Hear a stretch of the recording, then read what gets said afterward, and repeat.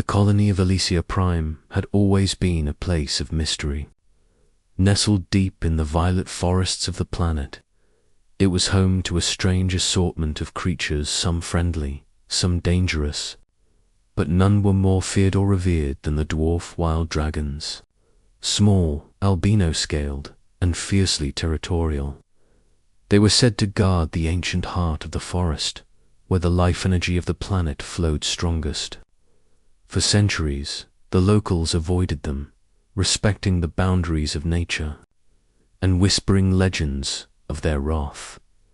And yet, on a quiet night in the settlement, a human baby, barely a year old, became the center of the impossible.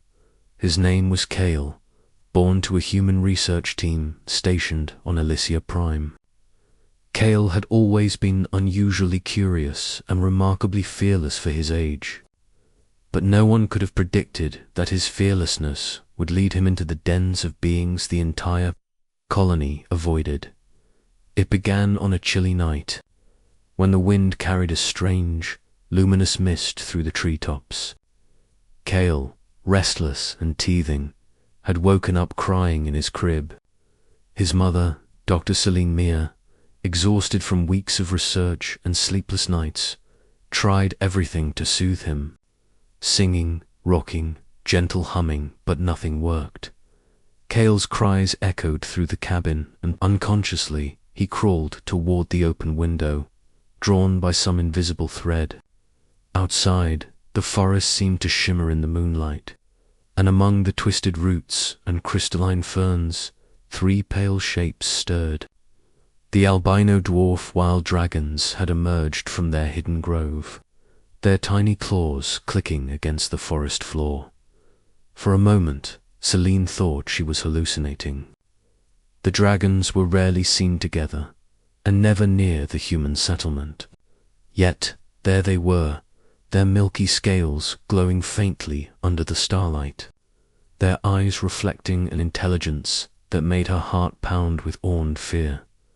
Kale, somehow sensing their presence, giggled a sound so pure and innocent that the dragons stopped in their tracks. One of them, the largest, tilted its head and chirped softly, a sound like wind through crystal. Slowly, it approached Kale, who reached out his tiny hand without fear. Celine gasped, "No, Kale, don't." But before she could stop him, the dragons, 3 of them, circled around the baby. Instead of aggression, there was something almost protective in their movements. With astonishing gentleness, they nudged Kale onto the soft moss that covered the forest floor, forming a circle around him. Kale yawned and, as if enchanted, drifted off to sleep amidst the dragons. Celine, frozen in shock, could only watch, terrified and mesmerized. The albino dragons lay close, curling around him like guardians. Their wings, though small, spread slightly, enveloping him in a warm, shimmering cocoon of scales and fur-like membrane. The night passed. The forest hummed with life, the mist twisting around them like a living blanket. Celine, unable to leave her son, sat just outside the protective circle, her breath shallow. She could not understand why the dragons had accepted him, why they had not attacked, or why Kale was sleeping so peacefully in their midst. When dawn came, the unimaginable happened. Kale stirred, opened his eyes, and sat up completely unharmed. The dragons rose as well, their eyes gleaming, and something in the forest seemed to bow to their presence. Then, as if acknowledging the humans for the first time, they stepped back, giving Kale space to rise. Kale did something no human baby had ever done. He reached toward the dragons and laughed, a sound full of joy, command, and recognition. The dragons bowed their heads slightly, letting him touch their scales. In that moment, it was clear to everyone watching that Kale had earned their trust, had somehow bridged a gap that no one thought possible. Celine, still trembling, scooped him up, The colony's security team, alerted by the sounds of the night, arrived at the edge of the forest, expecting disaster. They froze in disbelief. 3 albino dwarf wild dragons, known as untamable killers, were calmly stepping back, allowing a human baby to leave the forest unharmed. No one could explain it. News of the event spread through Alicia Prime like wildfire. Scientists, xenobiologists, and explorers all flocked to the colony, eager to study the phenomenon. Everyone had heard of Kale the human baby who slept with dragons, but no one could explain why. Weeks passed, and Kale's connection to the dragons only deepened. Whenever he cried, they appeared.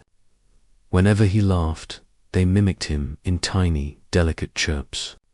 And when he crawled near the forest edge, they followed at a distance, protective, silent. It was during one of these outings that Celine discovered the truth. While observing the dragons from a distance, she noticed something astonishing.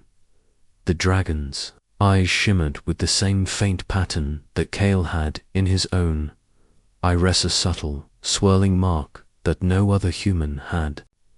It was a genetic anomaly, rare and unexplained, but somehow resonant with the dragon's own bioenergetic patterns. Kale was not just a human. He was, in some inexplicable way, connected to the very life force of the Elysian forest. This revelation shocked the colony. Human children had never formed bonds like this with wild alien life, especially not the dwarf wild dragons. And yet, here was Kale proof that humanity could reach across the gap, bridge worlds, and even earn the respect of creatures that had never acknowledged anyone else. Years later, Kale grew into a young boy with an uncanny presence. The dragons never left him. They roamed the forests alongside him, small albino shadows moving with silent grace. And the people of Alicia Prime, once wary, now fascinated, began to see what humans could become when guided not just by technology or intellect, but by empathy, courage, and a pure heart. The legend of Kale, the human who slept with 3 albino dwarf wild dragons, spread across the galaxy. To some, it was a miracle. To others, it was proof of humanity's unique potential, the ability to connect, to inspire trust, to rise above fear.